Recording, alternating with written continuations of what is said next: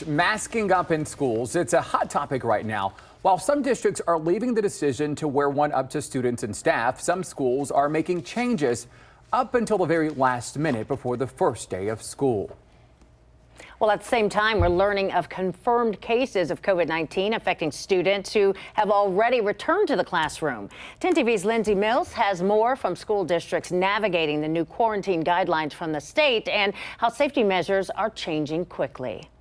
Changes up until the last minute at school districts like Grandview Heights and Delaware City Schools. But for Columbus City Schools, the Columbus Education Association is now asking the district to take 3 additional safety measures. Not only do we want our teachers safe, but we also want our students to be safe. John Coniglio is the president of the Columbus Education Association, which represents 4,000 district employees.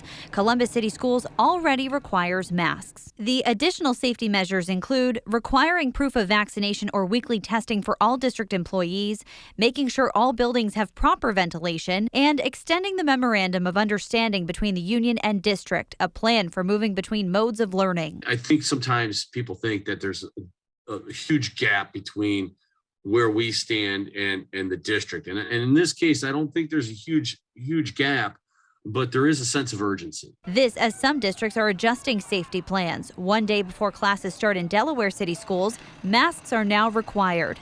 Dublin starts Wednesday and last week made masks required for students in pre-K through 8th grade. And the Grandview Heights School Board voted last Wednesday to require masks for K through 12. Meanwhile, the superintendent of Liberty Union Thurston Schools confirms there have been 3 cases so far, one in 1st grade, another in 4th grade, and one in high school. For the more than 1,200 students there, masks are recommended. The Ohio Department of Education has issued guidance for this school year on how to proceed with deciding whether classrooms and students need to quarantine after exposure. We have that information at 10tv.com. In studio, Lindsay Mills, 10 TV News.